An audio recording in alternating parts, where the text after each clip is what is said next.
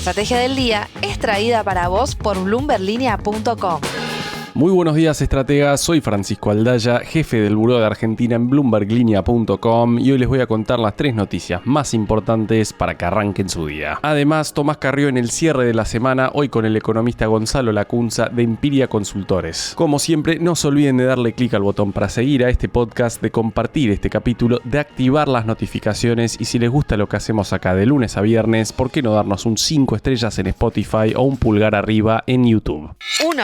Los bancos argentinos subieron sus tasas de plazos fijos y créditos ayer, como escribió Tomás Carrió en Bloomberg Línea, buscando así priorizar su liquidez tras la turbulencia que vimos en el mercado con la eliminación de las LEFI. Mientras las tasas cortas en pesos buscan un punto de equilibrio después de haberse hundido a mínimos y disparado a máximos en apenas una semana, todos los ojos siguen puestos en la licitación del Tesoro a fin de mes. Cabe esperar que veamos un punto ánker en esa licitación y que el Tesoro devuelva pesos al sector bancario. Pero mientras tanto, al menos 5 de los 10 principales bancos del país subieron sus tasas de plazos fijos a 30 días, con el BBVA llevando su TNA de 29,5% a 32%, el Banco Macro subiendo la suya a 34%, Santander a 30%, ICBC a 31,4% y Galicia a 32%. Las tasas promedio de los plazos fijos ya venían subiendo desde 23,67% el 15 de julio a 31,34% el martes, esto según el Banco Central. Y efectivamente ese proceso continuó a lo largo de esta semana. Desde una de estas entidades bancarias nos dijeron que el aumento responde a una búsqueda de curarse en salud, priorizando la liquidez, aunque no vean una falta de liquidez problemática. Y en estos días también subió el costo de tomar un préstamo, con los adelantos pasando de 35% de TNA antes del fin de las LEFI a 54% el lunes y llegando a 86,32% este martes. Mientras tanto, los préstamos personales ya pasaron a exhibir tasas nominales anuales del 87%. De todas formas, las LECAPs y las cauciones mostraron nuevas señales de normalizarse ayer, con las tasas nominales anuales de las 2 LECAPs más cortas quedando por debajo del 44%, recordando que llegaron a tocar picos superiores al 90% en los últimos días. La caución a un día, en tanto, quedó por debajo del 30%, 5 puntos por debajo de su cierre de este miércoles.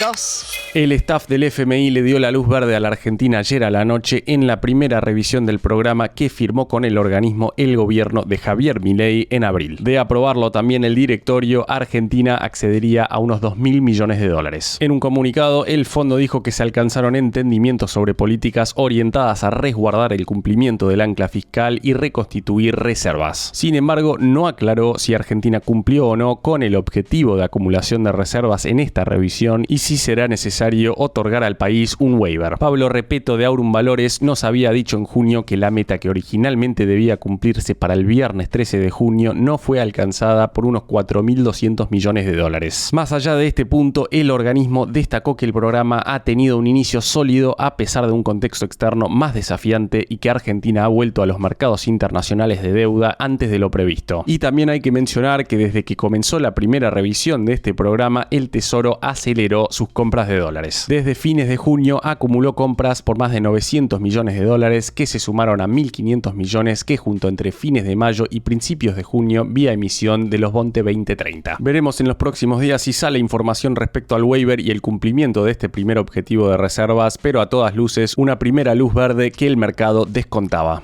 3. El Banco Interamericano de Desarrollo aprobó ayer 2 nuevos desembolsos para la Argentina por un total de $1.200 millones en el marco del programa anunciado en abril por $10.000 millones durante los próximos 3 años. Esta línea de crédito tendrá un plazo de 20 años, un periodo de gracia de 5 años y medio y una tasa de interés en torno al 4,3%, aunque no hubo precisiones sobre cuándo llegarán estos fondos al país. El Banco de Desarrollo que maneja el brasileño Ilan Goldfund busca dar soporte a reformas que mejoren la eficiencia del gasto público en Argentina, creando condiciones favorables para un desarrollo liderado por el sector privado.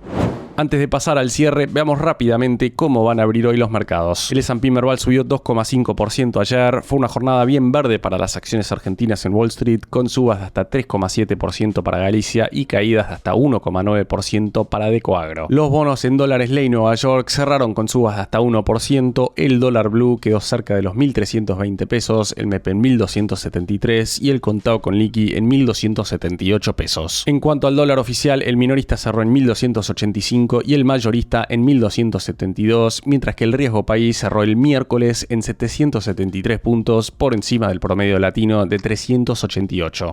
El cierre. Y ahora escuchemos la entrevista que le hizo Tomás Carrió al economista de Empiria Consultores, Gonzalo Lacunza. Bueno, Gonzalo, ¿qué análisis haces de este turbulento desarme de las LEFI y esta transición desordenada al esquema de agregados monetarios que dejó una volatilidad de tasas que todavía no termina de acomodarse? Bueno, como comentario inicial, si se quiere, primero gracias por la invitación, pero como comentario inicial diría que esta transición o este desarme del EFIS en un esquema que el gobierno ya había anunciado hace más de un mes, fue un poco más desordenado de lo que habríamos esperado, ¿no? Quizás sobre todo porque los acreedores de estos instrumentos eran todos bancos. Uh-huh. Y en general hay una interacción y un vínculo entre el equipo económico y los bancos que suelen hacerse transiciones o operaciones bastante negociadas o por lo menos con cierta previsibilidad, sobre todo porque son agentes con los que se interactúa todo el tiempo. En ese sentido, quizás hubo cierta sobreestimación del equipo económico en el sentido del apetito que podría haber de los bancos de transicionar de esos instrumentos que utilizaban para operaciones diarias o para administrar la liquidez diaria, para que los rotaran hacia instrumentos de mayor duración del tesoro, que son las LECAPs, digamos. Uh-huh. Bueno, eso claramente no se dio y de repente los bancos se encontraron con una liquidez que remuneraban diariamente una tasa del 29%, que tuvo que salir a buscar rendimiento en otros instrumentos, y bueno, eso generó que el sistema financiero viéramos una reducción de tasas interesante. Sí. Con las LECAPs rindiendo por debajo o cercano al 2% mensual, cuando estaban siempre encima en torno al 2,30%, y tasas de caución que han llegado a operar cercano al 10% en algunos momentos del día, sobre todo en ese primer instante, esos primeros días del fin de las LEFIs. Sí. Y después, bueno, hubo ante esa situación de tasas en pesos relativamente bajas respecto a lo que se podía esperar de depreciación del dólar, ante un riesgo cambiario, una tensión cambiaria de dolarización, tanto el Tesoro como el Central se iban a intervenir con todas las herramientas que tenían a disposición, ¿no? Interviniendo en los futuros de dólar, interviniendo con operación de mercado abierto con las LECAP, sobre todo con el 15 de agosto, sí. y el Tesoro con una licitación. Entonces, digamos, hubo una respuesta o una reacción ante esa situación, donde ahí, si se quiere, se ve una señal hacia adelante de si el gobierno tiene que elegir un corner, digamos, o una esquina en ese trade-off,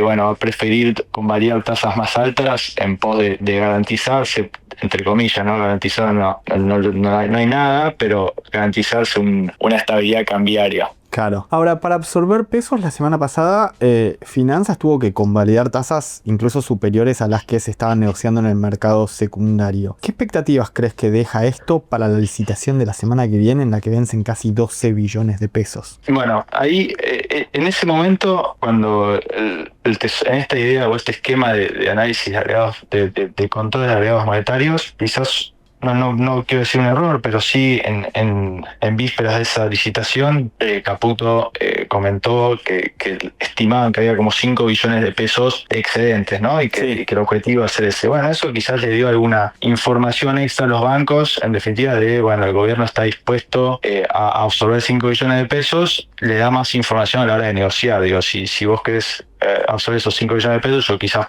como banco, podría solicitar un precio o unas tasas con cierto premio. Uh-huh. Y en ese momento nos pareció, bueno, dentro de lo que te comenté anteriormente, bueno, ahí hubo una señal de que el Tesoro y Economía está dispuesto a ofrecer rendimientos elevados en pos del objetivo ese que marcamos como prioridad, si se quiere, de mantener el apetito por quedarse en pesos y no dolarizarse. Uh-huh. Después, bueno, vimos que el mercado, lo que en un primer momento nos parecía una licitación cara, porque salió a una tasa efectiva mensual promedio ponderada en función del volumen de cada uno o de cuánto se colocó en cada instrumento, del 45% anual. Uh-huh.